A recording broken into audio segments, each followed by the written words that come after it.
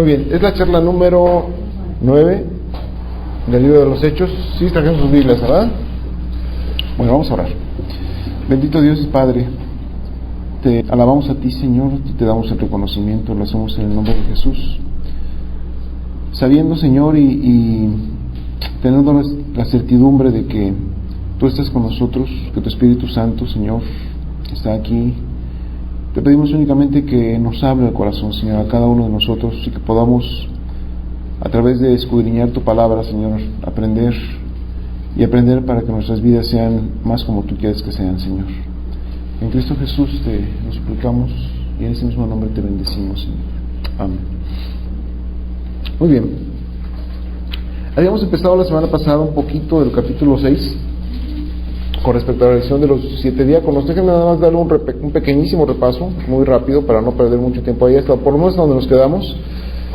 Dice: en aquellos días, como crecía el número de discípulos, hubo murmuración de los griegos contra los hebreos, de que las viudas de aquellos eran desatendidas en la distribución diaria. ¿Se acuerdan que hicimos la connotación de que, bueno, crece en ese momento estaba creciendo la iglesia y crecían los problemas?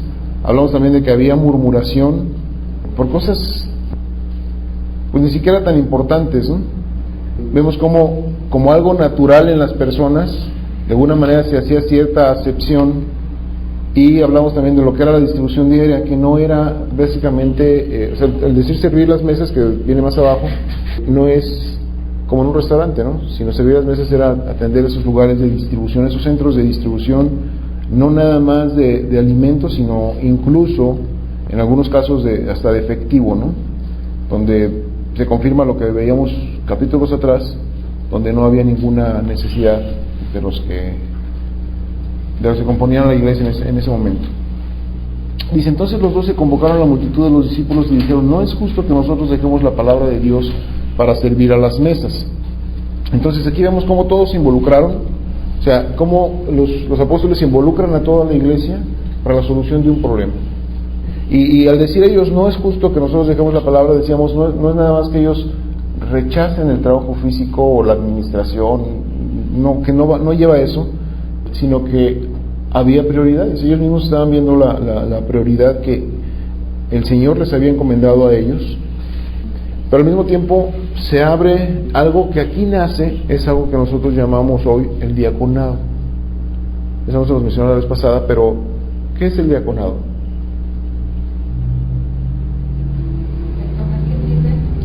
Sí, es prácticamente lo que es el servicio en la iglesia.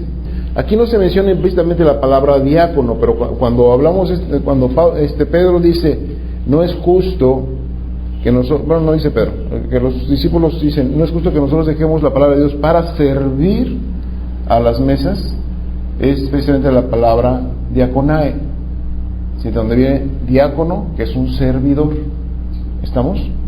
Entonces, cuando hablamos de que hoy por hoy, ¿no?, en nuestras iglesias hablamos de que hay diáconos en la iglesia, los diáconos simplemente somos servidores. Pero al fin de cuentas nace aquí y esto nos habla de que cómo la iglesia, y lo vemos más adelante, cómo la iglesia se involucra en el trabajo para el crecimiento de la misma iglesia. Los apóstoles, al decir no es justo que nosotros participemos en eso de servir a las mesas, no están hablando de ningún trabajo inferior, simple y sencillamente, insisto, estaban dando prioridades, y no es inferior que observen las características que se requerían para los que iban a servir a las mesas. Decíamos que había era un ministerio de distribución, se requería administración, conocimiento, en fin, varias cosas. Y se hablaba de que se requería gente llena del Espíritu Santo, por ejemplo, de buen testimonio, que conocieran cuestiones estas de administración. Dice el versículo 3: buscad pues, hermanos, de entre vosotros a 7 varones. Punto número 1, aquí es donde nos quedamos: de buen testimonio, llenos del Espíritu Santo y de sabiduría. ¿Para qué? Para encargarles este trabajo. Muy bien, déjenme aquí ahora sí detenerme y irme un poquito más despacio. ¿Por qué se requerirá para el servicio primeramente buen testimonio? Ayúdenme un poquito. Porque es el nombre de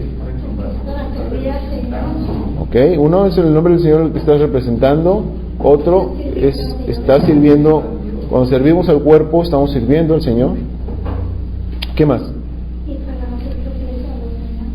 Para no ser tropiezo a los demás. ¿En qué sentido? Porque luego a veces la gente mira mucho a los seguidores. Ajá. Es muy fácil decir, no, pues mira, ese es el que sirve en la iglesia y cada viene y dice groserías o golpea a la esposa. Así es. Y no nada más gente de dentro, sino también de fuera, ¿sí? Entonces, el buen testimonio es muy, muy importante y es algo, pues, eso debe ser uno de los fundamentos que tienen las iglesias, que los que sirven en la iglesia tiene que ser así, gente de buen testimonio. Bueno, déjenme conjuntar esto. La segunda cosa es llenos del Espíritu Santo. ¿Por qué? Es importante tener comunión con Dios, porque es en la comunión con Dios cuando el Espíritu Santo está actuando. ¿Qué es lo que nos da, de acuerdo a las enseñanzas de Pablo más adelante? Pablo nos enseña más adelante en sus epístolas qué es lo que da el Espíritu Santo. ¿Qué es lo que trae a la vida del creyente? Hasta hay campamentos de niños que nos enseñan eso. ¿Qué es lo que el Espíritu Santo deja o trae a la vida del creyente?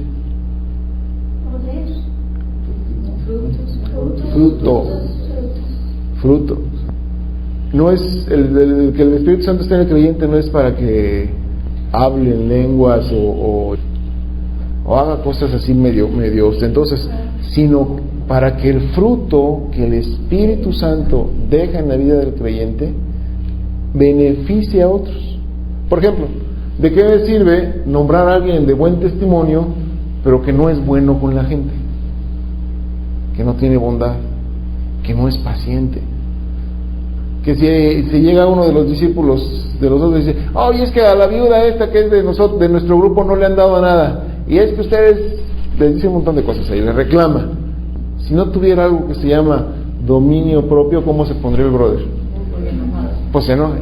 ¿Y cuántas veces sucede aún en el servicio de la iglesia? ¿Sí? Que alguien está sirviendo y no hace las cosas como nosotros creemos que debe hacerse, vamos y reclamamos, y luego hasta por el servicio hay broncas. Por eso es importante que sean llenos del Espíritu Santo. ¿Para qué? Para que el fruto del Espíritu Santo activo en la vida del creyente, beneficie a la comunidad. ¿Estamos? Y además tienen que tener sabiduría. ¿A qué se referirá el concepto de sabiduría? ¿Qué es la sabiduría? ¿Ok? ¿Qué más? Bueno, no, ¿qué más? ¿Cómo? O sea, ¿por qué es importante aquí? Sabiduría de Dios. Yo voy conforme a Temor. la voluntad de Dios. ¿Cuál es el principio de la sabiduría? Temor de Dios. Observen. Una persona que no... Observen el cargo que ellos iban a manejar. Una persona que no es sabia, que no es temerosa de Dios, que no maneja las cosas con cordura delante de Dios, con conocimiento delante de Dios, al estar manejando dinero, al estar manejando bienes, al estar manejando alimentos, no es muy fácil voltear para todos lados y pues nadie me ve y venga para acá, vénganos a tu reino, y se embolse cosas.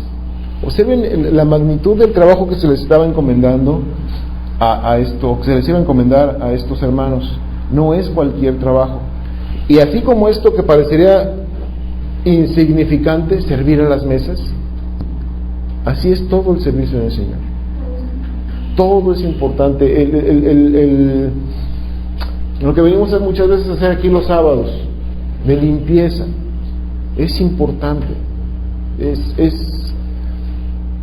Nos beneficia a todos. Tenemos que hacerlo, observen, con sabiduría, con humildad, y yo sé que así lo estamos haciendo. Qué bueno que es eso, que además hay disposición de las diferentes familias, cosa que en lo personal agradezco. Pero así es el servicio. Así es el servicio al Señor. Aquí hay otra cosa importante. Nosotros, versículo 4, persistiremos en la oración y en el ministerio de la palabra. Y ellos lo mencionan aquí, o sea, como una prioridad más que como una exclusividad.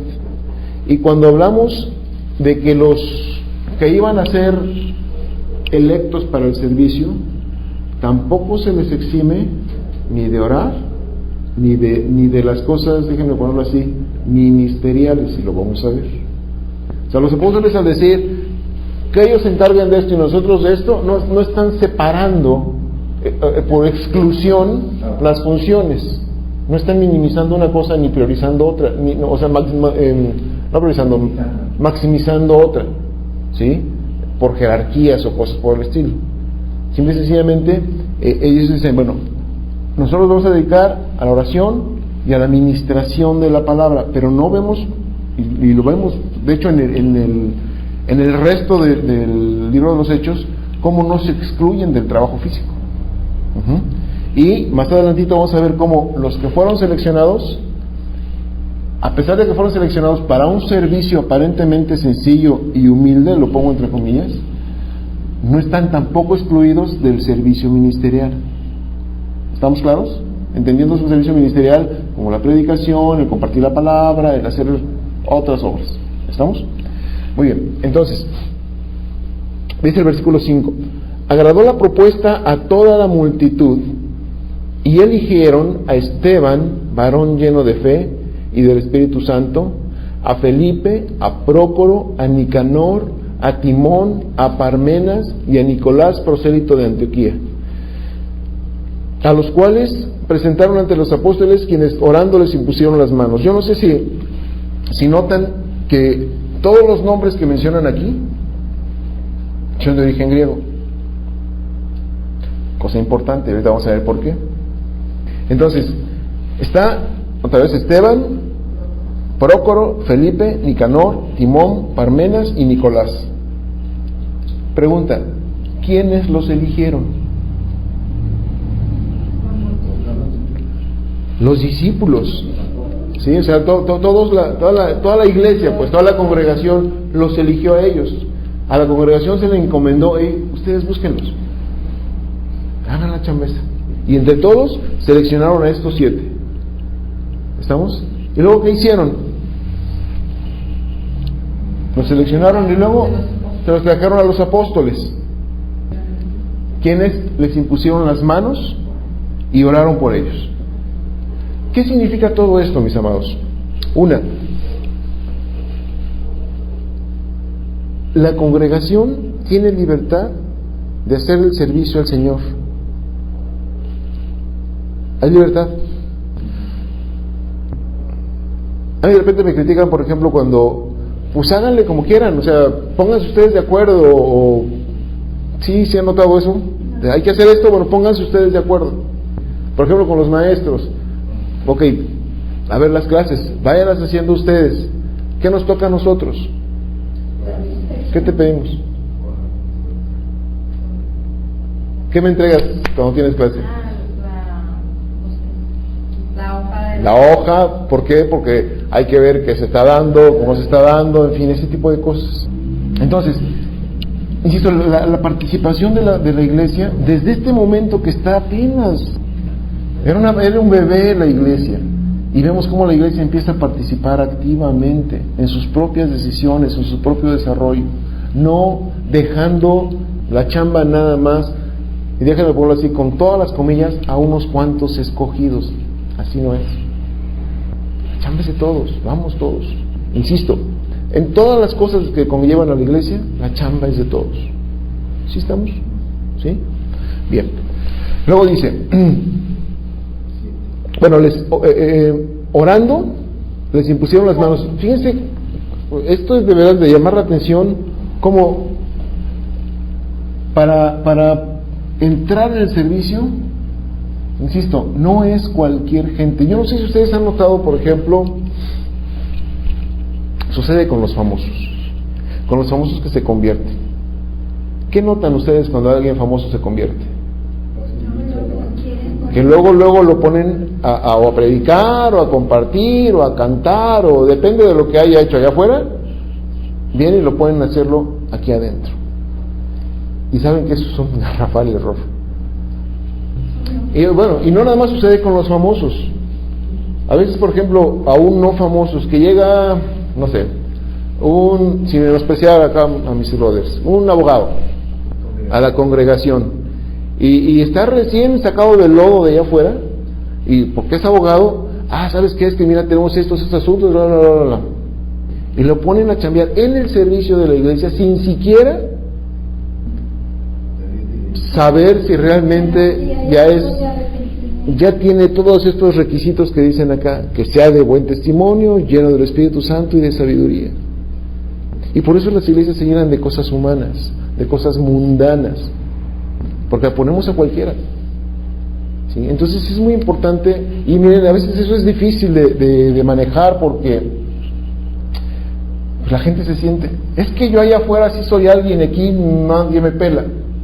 Es que yo allá afuera hago estas cosas y aquí nadie me pela. Bueno, sí, pero es que las cosas se manejan diferente, y todos hemos tenido que pasar por barrer, por lavar baños, por arrastrar sillas. ¿Cómo? Hacer la talacha, y es parte del servicio. Pero con eso es con lo que damos testimonio. Con eso es con lo que mostramos los frutos del Espíritu Santo, si realmente somos humildes, si realmente podemos ser bondadosos aún en las cosas que no nos gustan, o las cosas que nos parecen como imposición y no tienen en cuenta quién soy yo. ¿Qué es el dominio propio, por ejemplo? Como fruto del Espíritu. Tener control de uno mismo. Dominio, ¿cómo? Dije, pues ¿qué dije? Dije mal, no, dije dominio propio, ¿verdad? No demonio propio. Ok, pero sí es importante, o sea, en ese tipo de chambitas que a veces hacemos, es como mostramos muchas veces insisto, la llenura del Espíritu Santo, sabiduría. Me llama la atención, aquí está Demi, el día que les tocó a ellos la limpieza, al día siguiente Gerson traía en los dedos, no sé en cuál dedo, un curita. Y ahora, ¿qué te pasó cuando lo saludé? ¿Qué te pasó? Es que me salió una ampolla. ¿Por qué salió una ampolla? Pues es que barrí mi salón. O sea, veamos el tamaño y la escoba está más grande que él, y aún así, pero algo me dijo quejándose, ¿eh? Se lo dijo con entusiasmo, con orgullo de que había, satisfecho de que había barrido él su salón. Y la verdad es que eso habla de un carácter especial. No cualquiera hace ese trabajo. Acá el esposo de mi hermana, con todo lo que él es, y que venga aquí y barra y trapee y todo, ¿sí? Y yo sé que nos pasa a todos, que cada quien, el simple hecho de apartar el tiempo, dedicar el esfuerzo ya le estamos dando algo al Señor, y yo sé que se está haciendo con humildad, y bueno, gracias a Dios porque creo que vamos bien en ese sentido de cómo el servicio se va dando. Muy bien. ¿Hay cosas que corregir? Sí. Hay cosas que suceden en el servicio como le estaban sucediendo a ellos. No, es que a nosotros nos parecería que esto, mira que nosotros estamos sufriendo afrenta por esto otro, como está sucediendo aquí. ¿Cómo se solucionó el problema, mis amados? ¿Qué notan ahí? O sea, vemos versículo 7, nada más para terminar.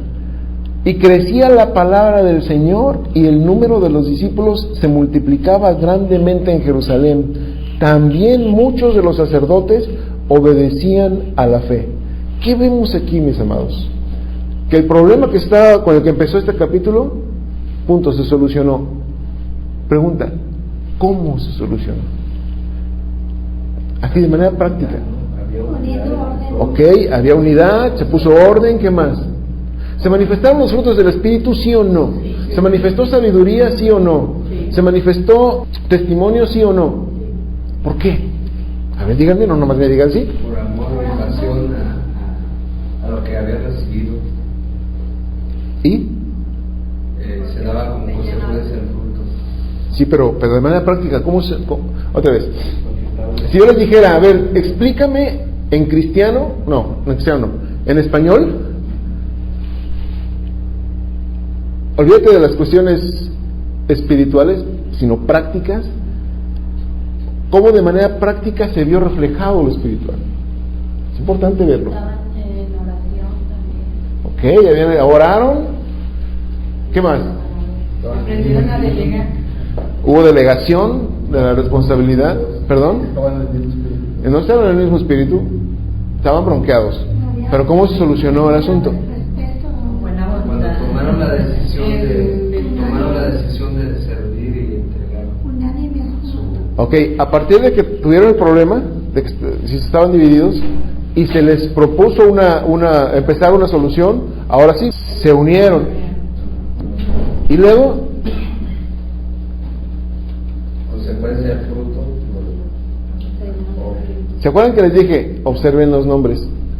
Eran griegos. Eran griegos. Pregunta, ¿quiénes tenían la bronca? Los griegos. ¿Quiénes eran los quejosos?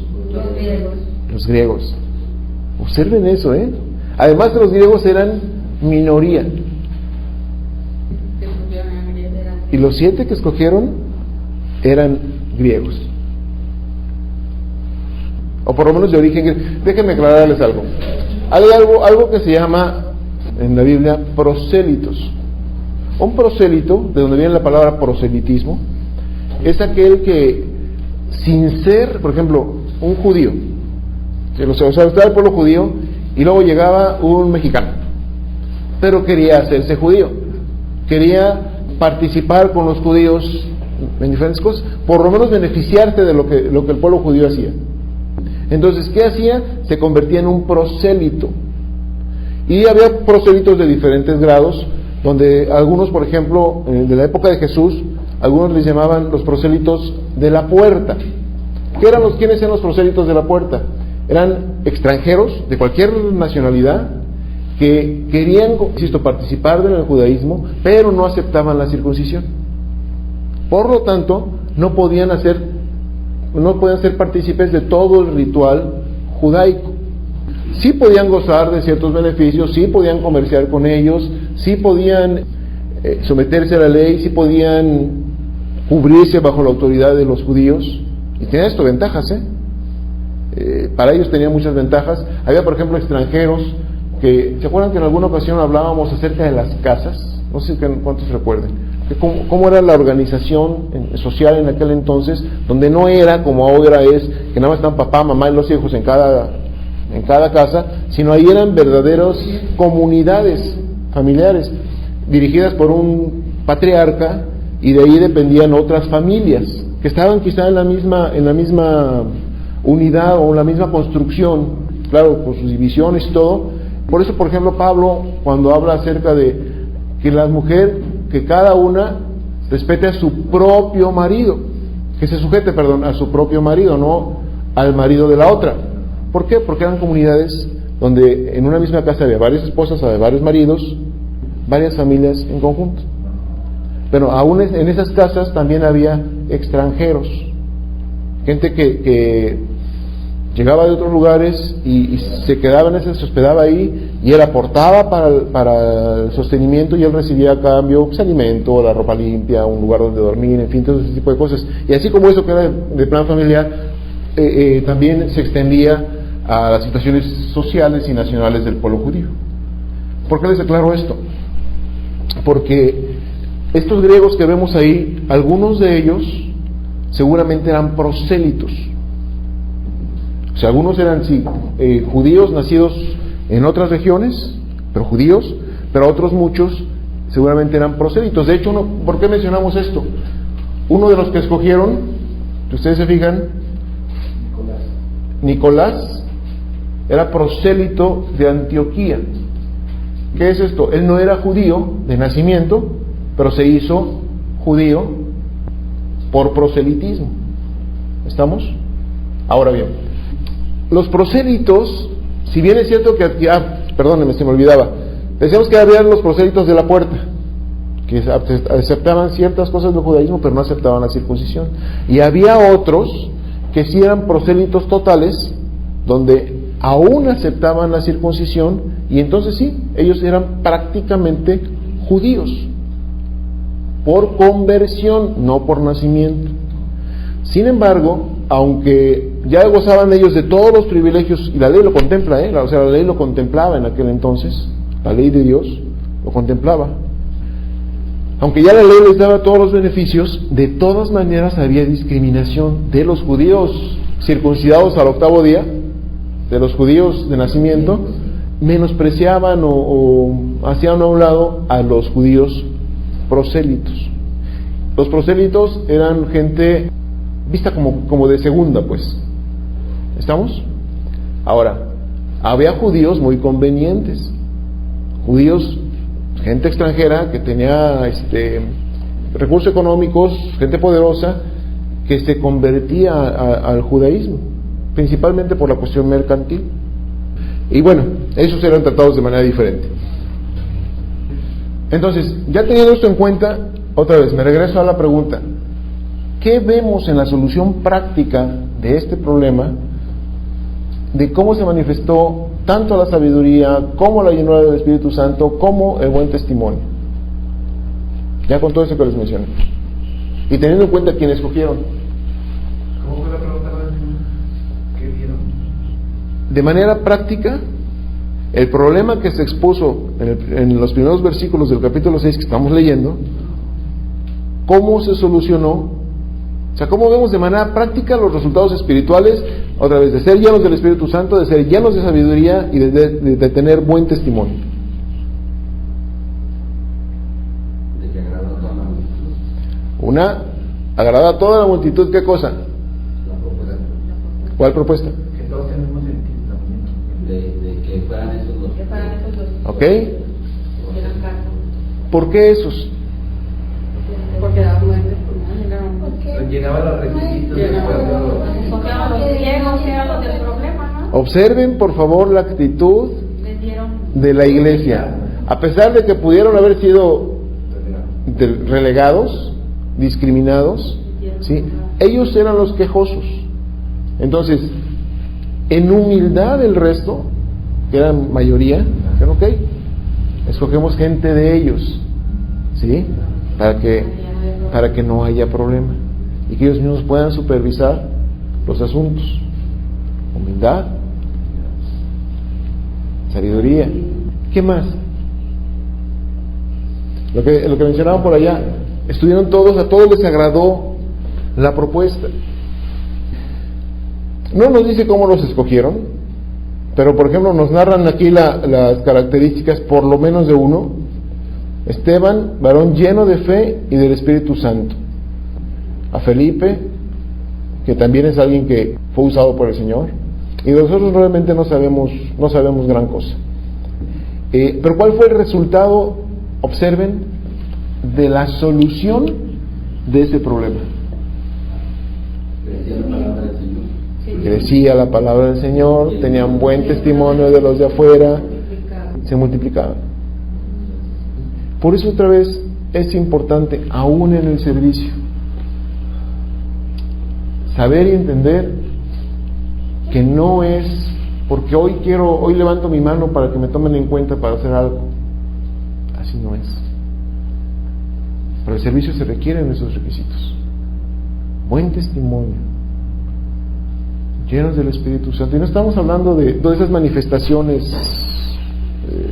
externas del Espíritu Santo, sino de fruto en la vida y de sabiduría, aún para cualquier servicio. Muy bien, pasamos a algo un poquito más interesante. Yo tenía aquí varias preguntas al respecto, pero no va a dar tiempo de hacerlas. Bueno, se las hago así muy rápido. Pregunta: ¿usaron algún sistema de crecimiento de la iglesia en aquel entonces? ¿Algún programa de esos que venden en los libros? ¿No? ¿Alguna estrategia de mercadotecnia mundana? ¿Tampoco? ¿Invitaron a algún artista famoso para dar un concierto? ¿No? ¿Mandé? Evangelismo explosivo tampoco usaron. ¿Les cobraron por entrar a la iglesia, por pertenecer a la iglesia? Porque ahora se cobra por entrar a la iglesia, ¿eh? No sé si ustedes sepan. Artistas famoso, un artista famoso, ahora pone su iglesia y cobra por entrar a la iglesia. Bueno, ahí está, ahí está, son cosas públicas. Pregunta, ¿se usó eso en este momento? Y sin embargo la iglesia crecía, la iglesia crecía, la iglesia crecía, y me encanta este versículo porque empieza: y crecía la palabra del Señor. Muy bien. Esto que les acabo de comentar es información pública, ¿eh? Ahí están los datos. Hasta póster está. ¿Cómo es posible? Pero bueno, versículo 8, dice el encabezado: arresto de Esteban. Vámonos aquí rápido porque sí lo quiero hacer con mucho cuidado esto. Y Esteban, lleno de gracia y de poder. Pregunta, ¿qué Esteban? El que está arribita. Observen, lo escogieron para algo de servicio, algo sencillo, algo humilde, ¿sí? Y de todas maneras, este mismo Esteban, que había sido escogido para algo sencillo y humilde, fíjense bien, Esteban, lleno de gracia y de poder, ¿qué hacía? Grandes prodigios y señales entre el pueblo. ¿Servía mesas nada más? No. Insisto, el servicio no nada más se va a concretar en barrer o hacer la limpieza aquí, no podemos concretarnos nada más a eso. Tenemos que dejar que el Señor nos lleve a donde Él nos quiera llevar. Observen las palabras de aquí: Esteban, lleno de gracia y de poder. ¿Quién da eso? El Señor. No es algo que yo traiga aquí y lo fui a comprar a la farmacia y me lo unté. Es algo que solamente el Señor da. ¿De acuerdo? Luego dice: ¿para qué le sirvió hacer grandes señales y milagros a Esteban? ¿Para qué le sirvió a Esteban hacer eso? Para meterse en broncas. Sí se metió en broncas, y gloria a Dios que se metió en broncas. Ahí les va. Entonces se levantaron unos de la sinagoga llamada de los libertos, y de los de Cirene, de Alejandría, de Sicilia y de Asia, Cilicia. Y aquí hago una acotación, porque esta región de Cilicia, ¿saben qué ciudad está ahí? La ciudad de Tarso, en Cilicia. Exactamente, y por eso es que se supone, aunque no hay una aclaración, bueno, hay que ver varias cosas, ahorita vamos viéndolo, pero este es uno de los puntos por los cuales se supone que Saulo estaba presente, y no nada más estaba presente, sino que en este momento, observen lo que estaba pasando en esta sinagoga, donde probablemente estaba Saulo, disputando con Esteban, pero no podían resistir a la sabiduría y al espíritu con que hablaba. Alguien que fue elegido para servir a las mesas. Entonces sobornaron a unos para que dijesen que le habían oído hablar palabras blasfemas contra Moisés y contra Dios. ¿Les suena conocido esta estrategia? Cuando con Jesús hicieron exactamente lo mismo. Al no poder rebatirle nada de lo que Jesús decía, ¿qué hicieron? Contrataron a unos para que dieran mal o falso testimonio. Exactamente la misma estrategia, y hasta es coincidente, porque fíjense de lo que lo acusaban, que le habían oído hablar palabras blasfemas contra Moisés y contra Dios.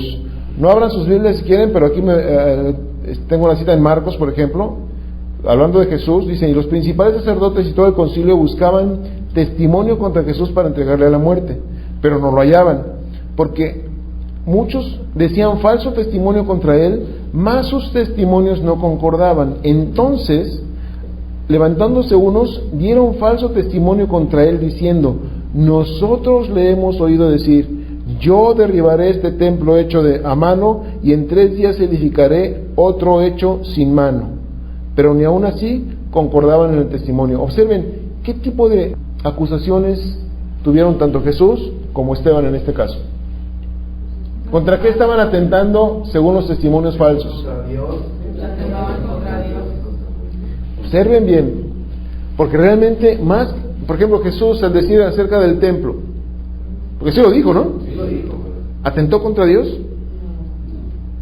Ah, los que lo acusaban. Por eso, dijo Jesús, derribadlo y lo levantaré en 3 días. ¿Lo dijo sí o no lo dijo? Bueno, al decirlo, ¿estaba atentando contra Dios? No. ¿Qué quería decir Jesús? Él hablaba de sí mismo. Pero ¿por qué los otros se dieron por ofendidos? El templo significaba algo muy especial para ellos. Y observen, en este caso a Esteban se le decía que se había oído hablar palabras blasfemas ¿contra quién? Contra Moisés y contra Dios. ¿Por qué contra Moisés? Porque son los hijos de Moisés, ¿sí? Y el Moisés era así la máximo, porque él fue el que dio la ley. ¿Habló algo contra Dios, Esteban? No. Pero bueno, sigamos leyendo. Y se levantaron al pueblo, versículo 12, y a los ancianos y a los escribas, y arremetiendo le arrebataron y le trajeron al concilio. Y pusieron testigos falsos que decían: este hombre, observen aquí la acusación, porque ahorita la vamos a analizar con su defensa. Este hombre no cesa de hablar palabras blasfemas contra este lugar santo y contra la ley, pues le hemos oído decir, observen, que ese Jesús de Nazaret destruirá este lugar y cambiará las costumbres que nos dio Moisés. Pregunta, ¿dijo eso Esteban, sí o no? A ver, ¿por qué podemos inferir que sí fue lo que...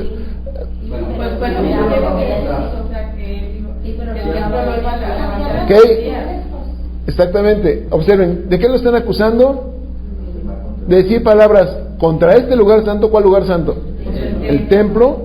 Y contra la ley. Contra la ley. ¿Por qué? ¿En qué consiste el evangelio? En ser salvos por fe, en tener una relación con Dios por fe, en tener la gloria de Dios, ¿cómo? Por fe. ¿Y qué dice la ley? Que es por obras. ¿Contradecía en apariencia lo que dice Jesús a lo que dice Moisés? Seguramente predicó así, y aquellos lo tomaron como quisieron, como en el caso de Jesús, que decía, hablaba del templo, ¿no?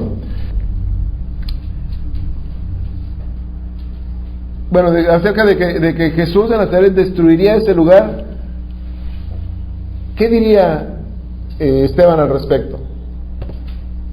Pregunta, ¿qué será más importante para Dios? Observen por favor, ¿el templo de Jerusalén o el templo que hay en ti?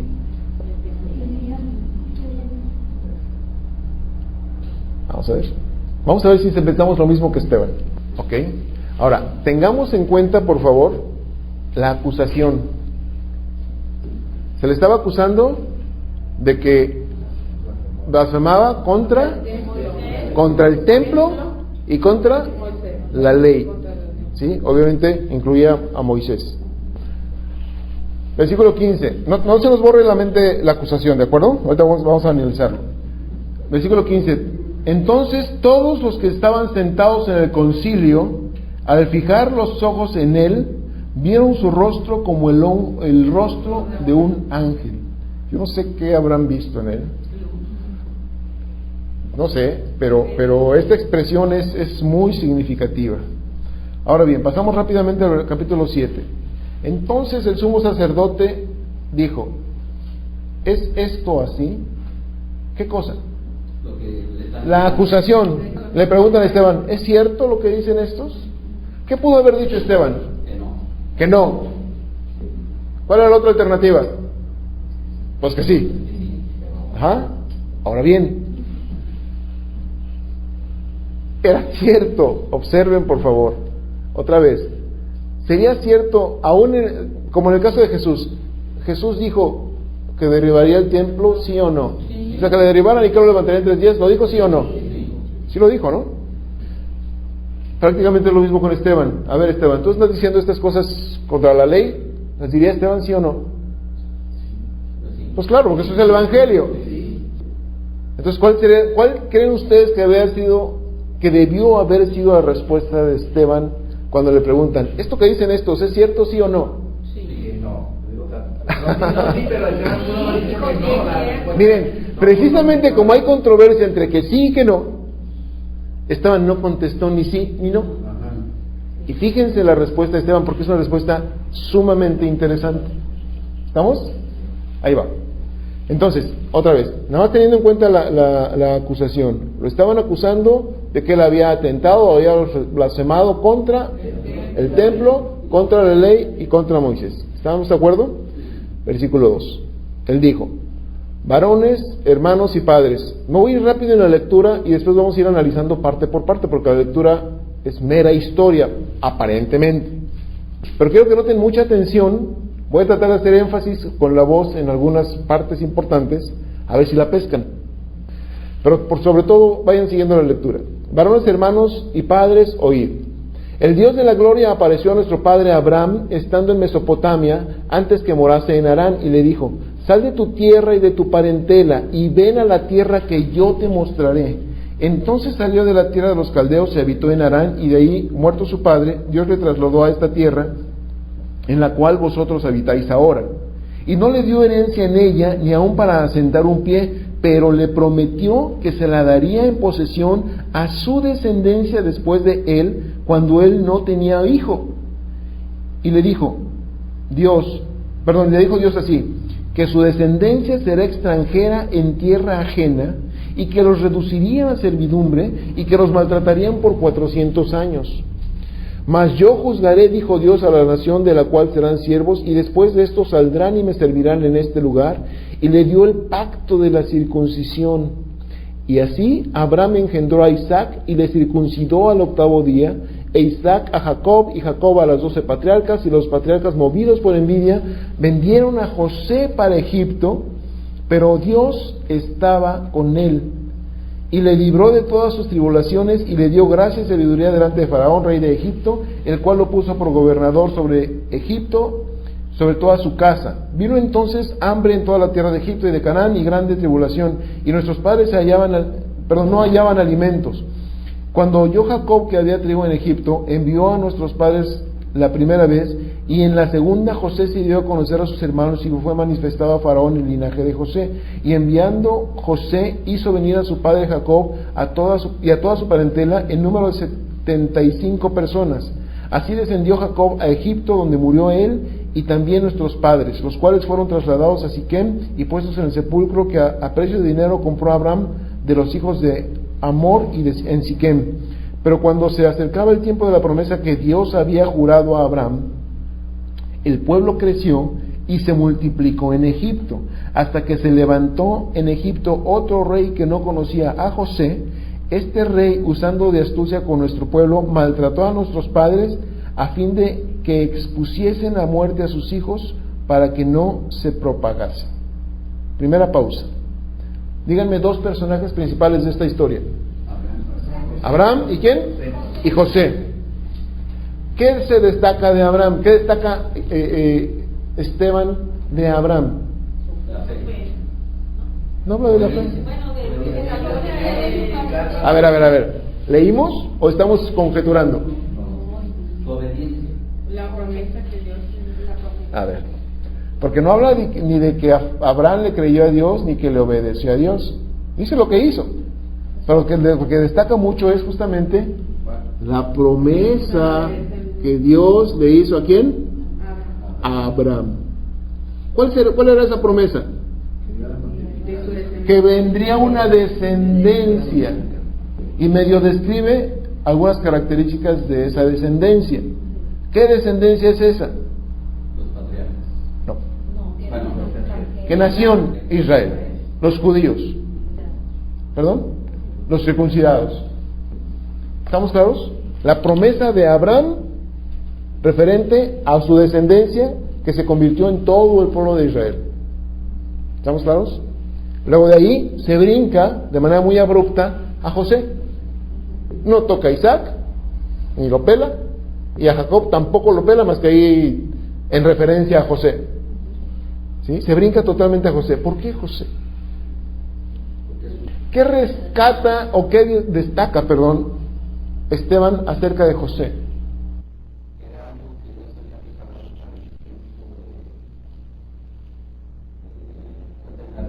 Pero ¿qué pasó con José? ¿Lo dice o no lo dice? Sí, lo vendieron. Que sus hermanos lo vendieron. ¿A dónde fue a parar? A Egipto. Que Dios estuvo con él ahí. Lo levanta, le dio gracia, sabiduría. Y gracias a eso, ¿qué sucede? Su familia, sus hermanos, se salvan de la inanición, del hambre. ¿Sí? Y llegan y se refugian en Egipto. ¿Qué se cumple aquí?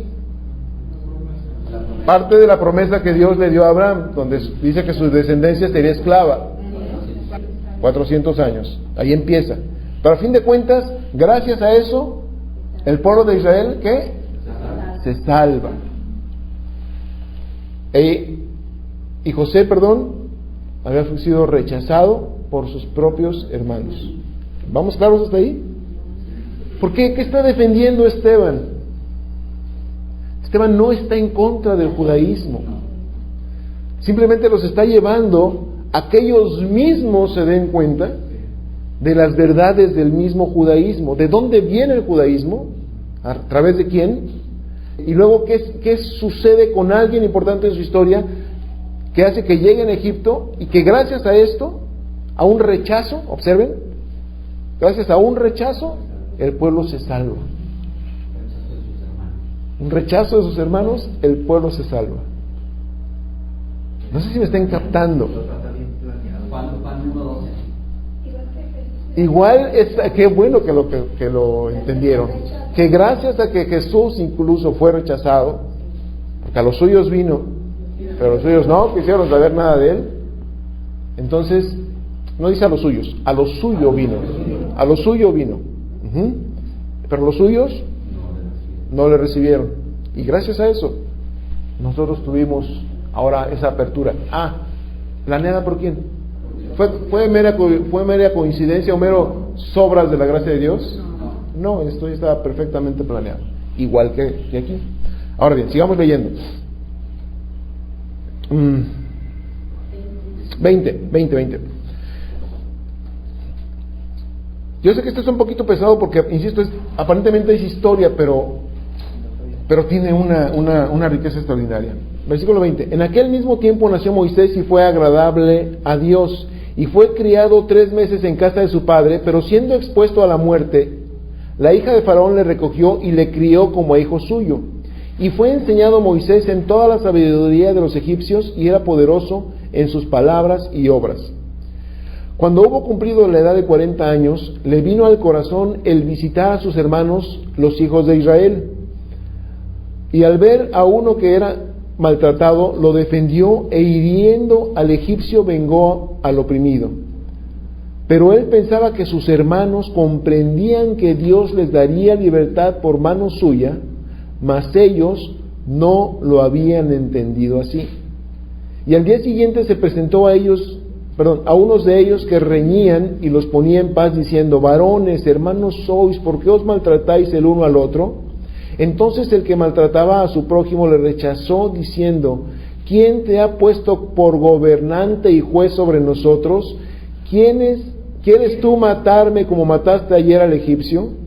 Al oír esta palabra, Moisés huyó y vivió como extranjero en tierra de Madián, donde engendró 2 hijos. Pasados 40 años, un ángel se le apareció en el desierto del monte Sinaí, en la llama de fuego de una zarza. Entonces Moisés, mirando, se maravilló de la visión, y acercándose para observar, vino a él la voz del Señor: yo soy el Dios de tus padres, el Dios de Abraham, el Dios de Isaac, el Dios de Jacob.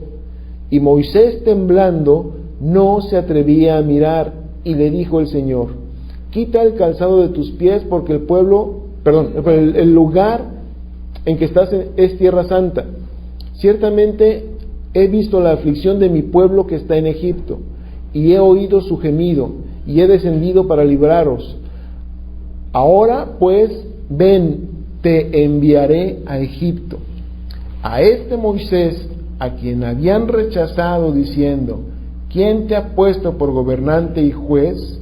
A este lo envió Dios como gobernante y libertador por mano del ángel que se le apareció en la zarza. Este lo sacó habiendo hecho prodigios y señales en tierra de Egipto y en el mar Rojo y en el desierto por 40 años. Este Moisés es el que dijo a los hijos de Israel: profeta os levantará el Señor vuestro Dios de entre vuestros hermanos, como a mí, a él oiréis. Este es aquel Moisés que estuvo en la congregación en el desierto con el ángel que le hablaba en el monte Sinaí y con nuestros padres, y que recibió palabras de vida para darnos, al cual nuestros padres no quisieron obedecer, sino que le desecharon y en sus corazones se volvieron a Egipto.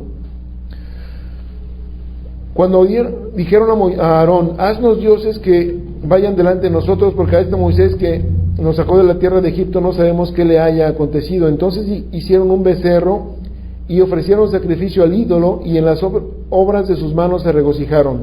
Dios se apartó y los entregó a que rindiesen culto al ejército del cielo, como está escrito en el libro de los profetas: ¿acaso me ofrecisteis víctimas y sacrificios en el desierto por 40 años, casa de Israel? Antes bien levantasteis el tabernáculo de Moloc llevasteis el tabernáculo de Moloc y la estrella de vuestro dios Renfán, figura que os hicisteis para adorarlas. Os transportaré pues más allá de Babilonia. Segunda pausa. ¿Qué vemos aquí como personaje principal? ¿O a quién vemos aquí? A Moisés. ¿Y qué destaca Esteban de Moisés? Porque acuérdense que la acusación, ¿qué decía? Que había blasfemado contra Moisés, contra la ley. ¿Y qué está destacando aquí Esteban acerca de Moisés? Que Moisés, siendo escogido de Dios, fue rechazado por el pueblo de Dios.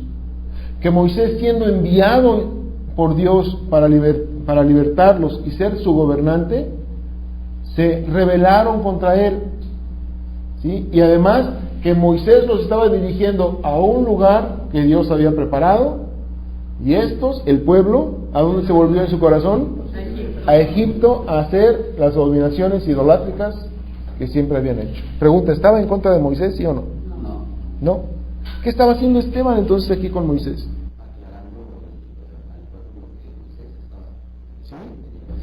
Porque estos que lo estaban acusando, más que estar defendiendo a Moisés, ¿qué estaban defendiendo?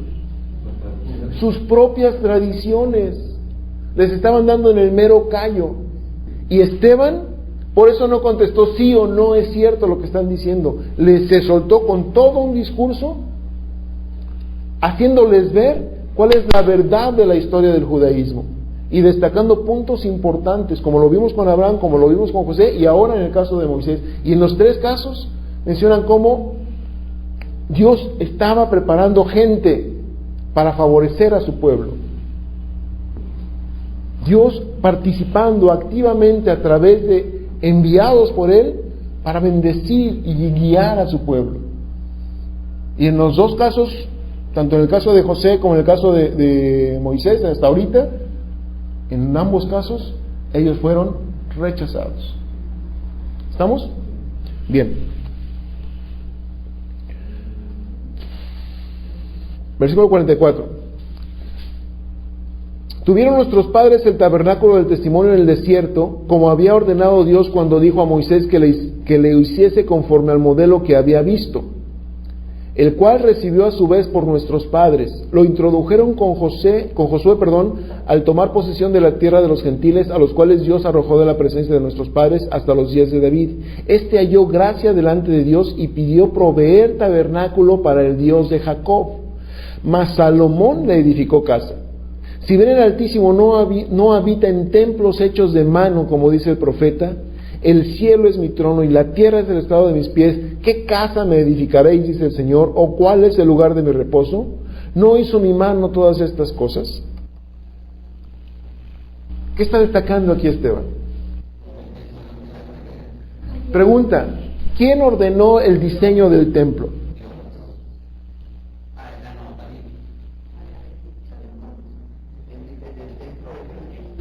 ¿Quién diseñó el templo? ¿Quién diseñó el templo? A ver, vamos por partes. Vamos a ver. Vamos a ver. Vamos por partes. Primero, habla aquí acerca de un tabernáculo que recibió la ordenanza de hacerlo ¿quién? David. No, Moisés. El tabernáculo. El tabernáculo. ¿Quién le dijo a Moisés cómo debía ser el tabernáculo? Con medidas, materiales, distribución, todo el diseño del tabernáculo, ¿de qué origen es? De Dios. ¿Vamos? Bueno, pasa el tiempo. Este mismo tabernáculo se lo llevan para todos lados e incluso lo introducen en la tierra prometida. E incluso narra la historia que Moisés lleva el arca y el tabernáculo hasta Jerusalén, y que ya estando allí en Jerusalén, de repente David, dije Moisés, ¿verdad? Sí. Perdónenle, David, lleva el arca y el tabernáculo hasta mismo Jerusalén, y ya estando ahí, David va a su casa y de repente se pone a pensar, oye, pues mi casa está bien bonita, y el arca del Señor es una tienda hecha de tela. No puede ser. Yo soy más bueno que Dios, que yo le tengo que hacer una casa a Dios. Y de ahí surge la idea de hacerle una casa, un templo a Dios. Pregunta, ¿quién le inspiró esto a David? Fue de su ronco pecho. De su ronco pecho. ¿Quién lo permitió? Dios. Y lo permitió más o menos, porque a él le dijo, tú no, tu hijo lo hará. ¿Qué hizo nada más David en cooperación para ese templo? Proveyó todos los materiales. Pasa la historia, Salomón toma el trono de David, y David le dice a Salomón, hey, una cosa te voy a encargar, además de que tienes que cuidar muy bien al pueblo, y que tienes que someterte a Dios y sujetarte a sus preceptos, te voy a encargar, construye la casa. Y ya que está ahí Salomón, que empieza a crecer como rey, llega un momento en que empieza a hacer la casa, y es muy característico donde dice que Salomón diseñó el templo. Él fue el que lo diseñó. Pregunta, ¿cuándo Dios pidió que se le hiciera un templo? Nunca. Por eso Esteban lo destaca, y lo podemos hacer. Si no me creen, anótenle. Por favor, no me crean, anótenle. Primer libro de Crónicas, capítulo 17. Primer libro de Crónicas, capítulo 22.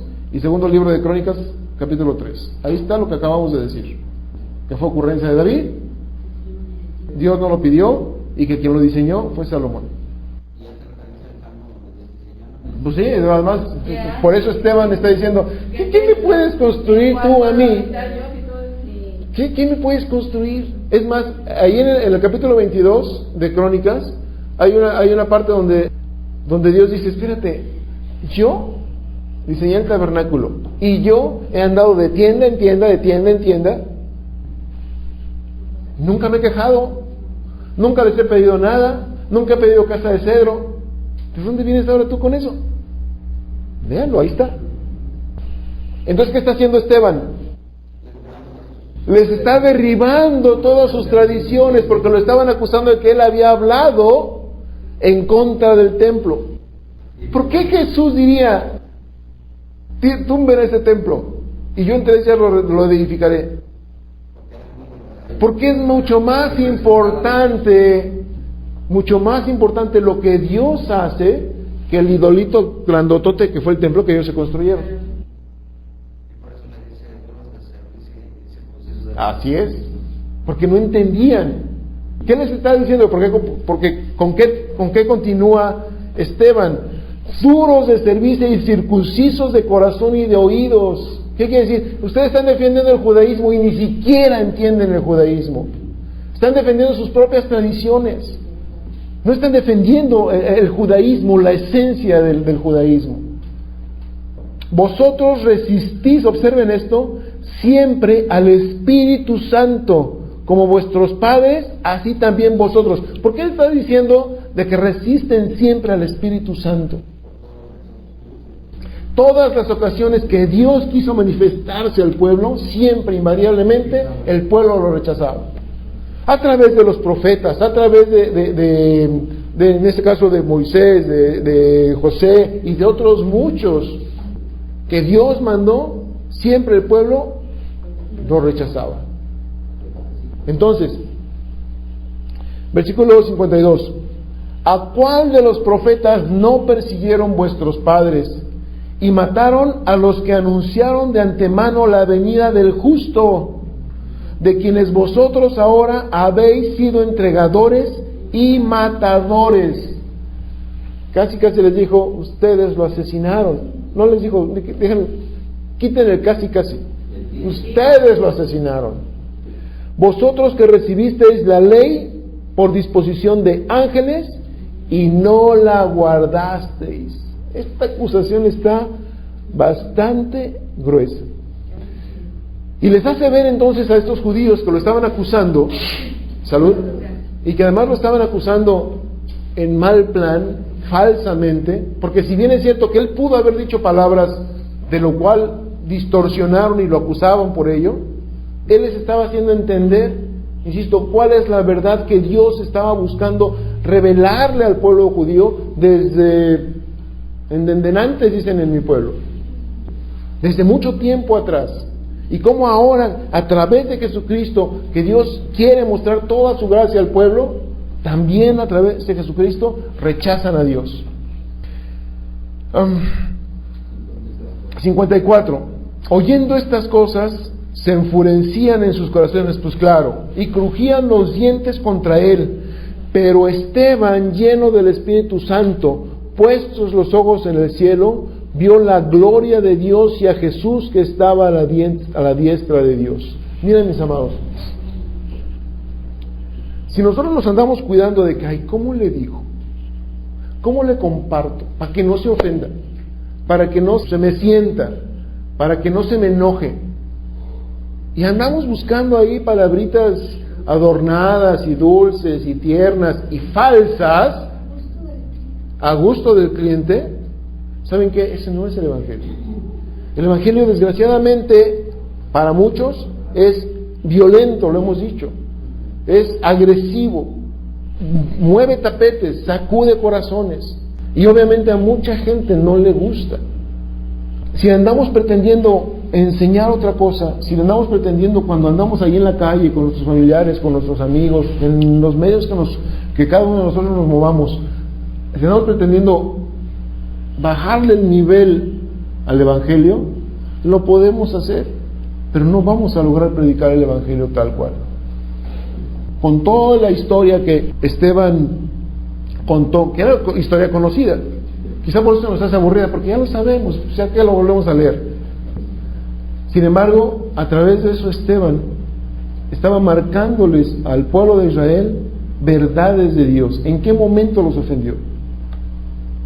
No, simplemente les hizo ver la verdad de Dios y ver la verdad de sus corazones que rechazan a Dios, y esto lo tomaron como ofensa.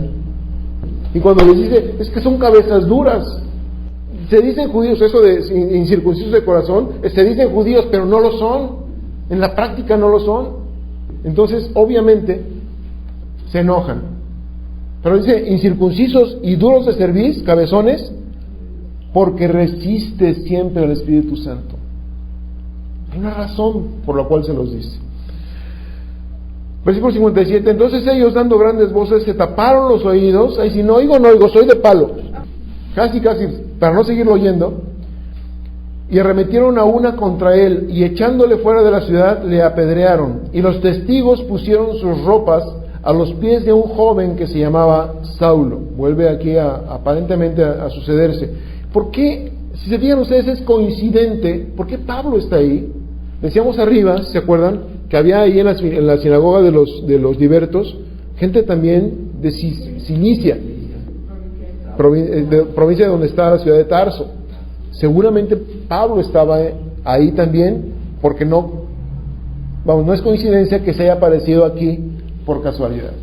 Y además no nada más se aparece ahí, se ve que él de alguna manera lideraba o tenía algún puesto jerárquico o de autoridad, puesto que fue a sus pies.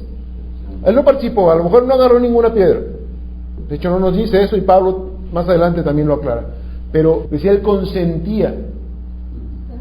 ¿Sí? Pablo mismo lo admite más adelante, en algunas de las epístolas, que él consintió.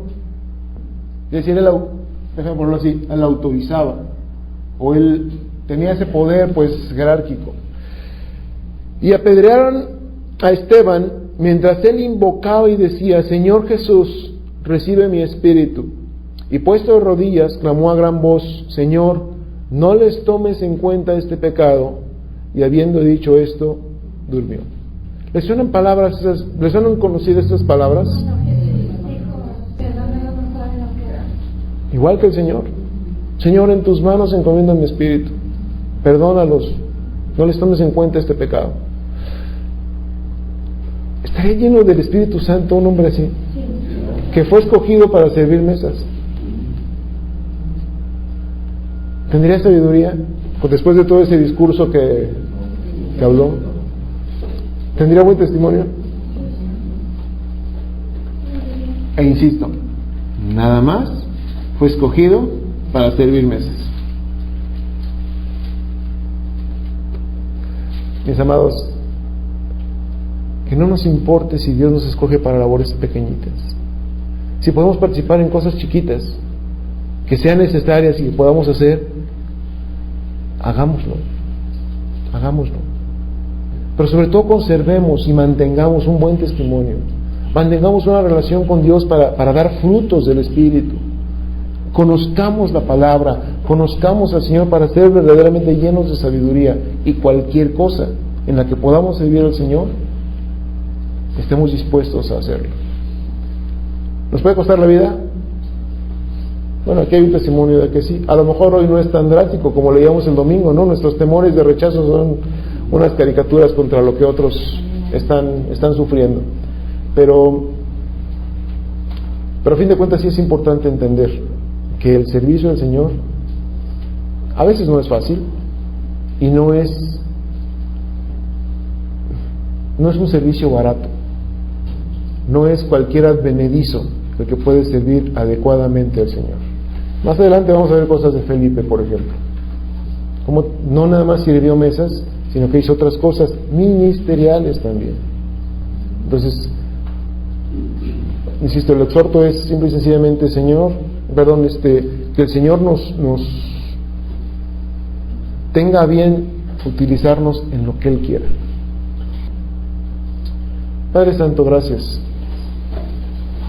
Gracias, Señor, porque en la vida de tus hijos, en la vida de tus siervos, Señor, tú pones en nosotros ejemplos vivos de lo valioso de la convicción de querer servirte y agradarte, Señor. Gracias porque no solamente se trata de tener actividad, de hacer cosas para sentir que somos útiles, Señor, sino que tú ves mucho más allá que lo que con nuestras manos o con nuestros supuestos talentos podamos hacer. A ti te interesa el corazón, que podamos ser conscientes de ello, Señor, que podamos ser responsables delante de ti, de que cualquier cosa que hagamos, Señor, tiene que estar avalada, Señor, por nuestro estilo de vida, delante de ti y en temor y en reverencia a ti, Señor. Gracias. Te bendecimos, Señor, en el precioso y dulce nombre de Jesús. Amén.